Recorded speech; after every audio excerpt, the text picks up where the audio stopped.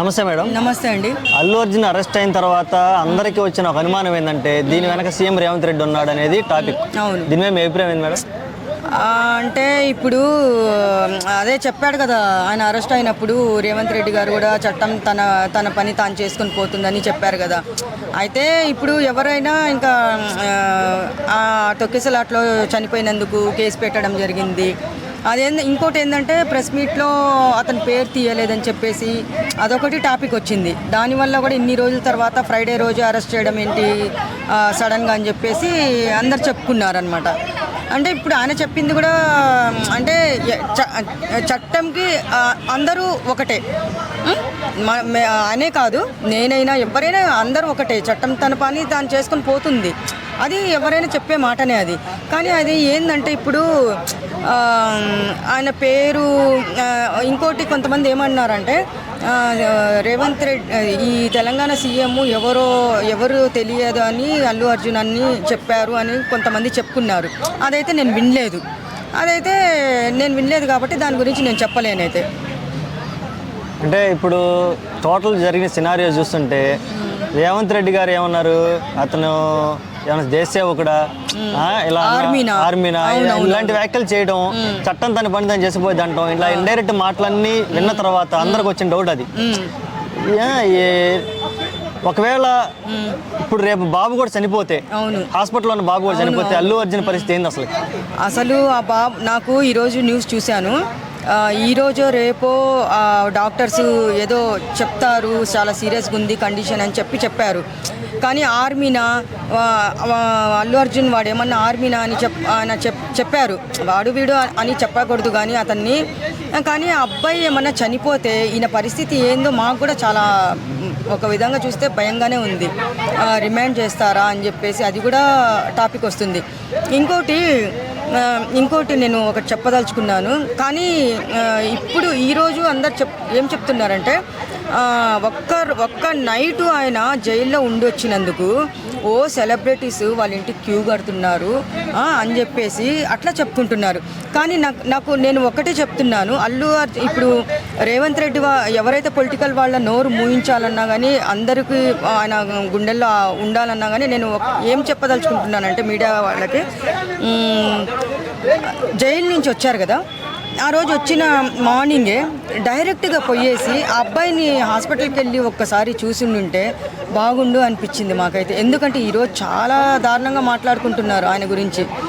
ఇవన్నీ కాకుండా అల్లు అర్జున్ గారు అబ్బాయి సీరియస్గా ఉంది, ఒకసారి వెళ్ళి చూసి వస్తే బాగుంటుందని చెప్పేసి ఎవ్వరూ చెప్పట్లేదు. కానీ నేను చెప్తున్నా, చూసుంటే నిజంగా వాళ్ళు ఆ ఫ్యామిలీ కానీ మన ఆడియన్స్ కానీ మన అభిమానులు కానీ చాలా సంతోషించేవాళ్ళు. ఇప్పుడు ఆయన అలా చేస్తున్నాడు. మళ్ళీ ఈ రేవంత్ రెడ్డి గారు కూడా కొంచెము సీరియస్ అయ్యే కూడా ఉంటుంది కదా. ఎందుకంటే ఆయన ఎందుకు సీరియస్ అవుతున్నారంటే ఇప్పుడు వెళ్ళి చూస్తుంటే ఆ ఫ్యామిలీని చూసి ఏదో చేస్తుంటే బాగుండు. సెలబ్రిటీస్ ఏమైందని సెలబ్రిటీస్ ఆయన ఇంటికి క్యూ కడుతున్నారు. బాబు చావు బతుకుల మధ్య ఉన్నాడు కదా. నాకు ఈరోజు అందుకే నాకు అది చూసి కొంచెం నేను కూడా కన్నీళ్ళు పెట్టుకున్నాను.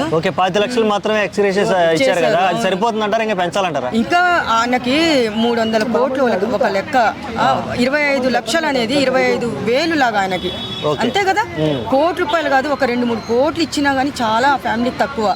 ఇంకోటి ఏంటంటే చిన్న పాప అమ్మ ఊరికి పోయింది, నాకు చెప్పిపోయింది, అమ్మ వచ్చేదాకా నేను స్కూల్కి వెళ్ళాను, అమ్మ వచ్చిన తర్వాత అన్న వచ్చిన తర్వాత నేను అన్నతో కలిసి అన్నం తిని స్కూల్కి వెళ్తానంటే ఈరోజు చూశాను వీడియో, చాలా బాధపడ్డా నేను. అసలు చాలా నాకు బాధ అనిపించింది.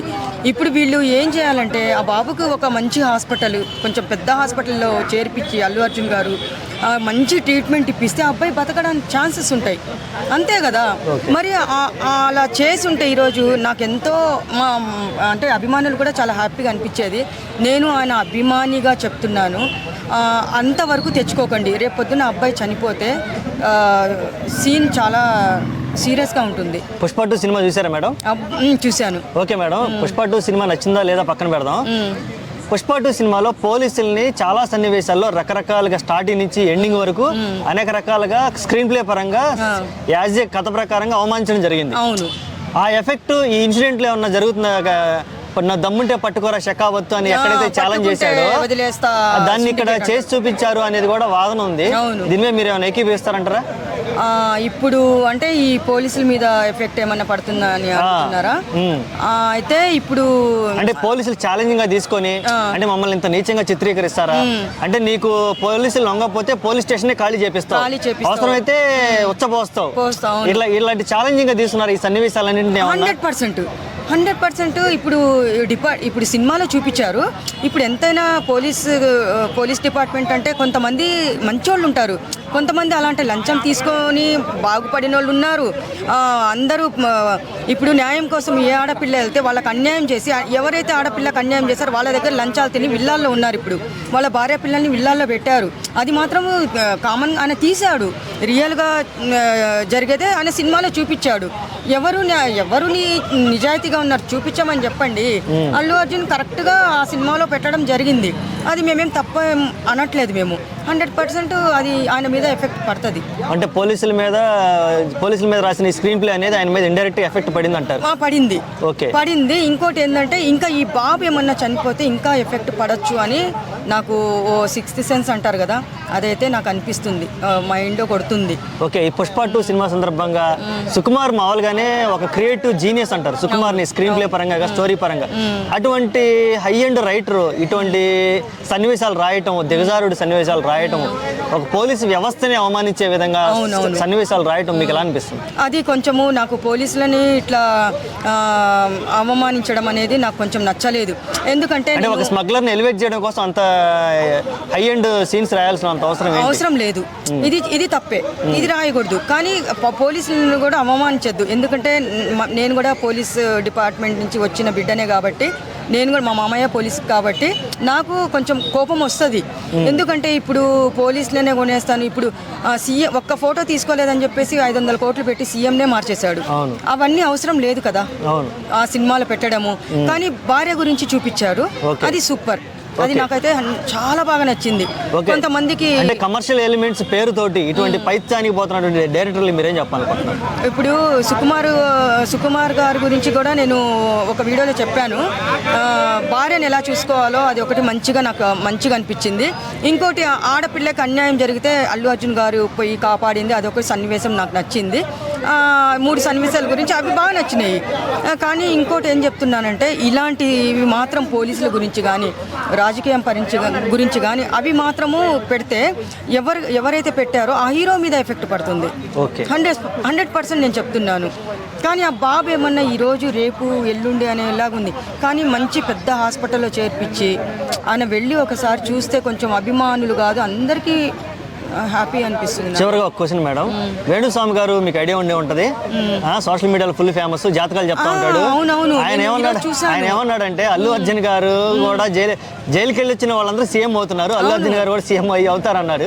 దీని మీ అభిప్రాయం ఏంది? అమ్మో, అదంటే ఇప్పుడు వాళ్ళంటే పొలిటికల్ కాబట్టి అవుతారు. ఎమ్మెల్యే పోస్ట్ లేకుండా ఆయన రాజకీయాల్లో రాలేదు కాబట్టి అది మామూలు కాదు.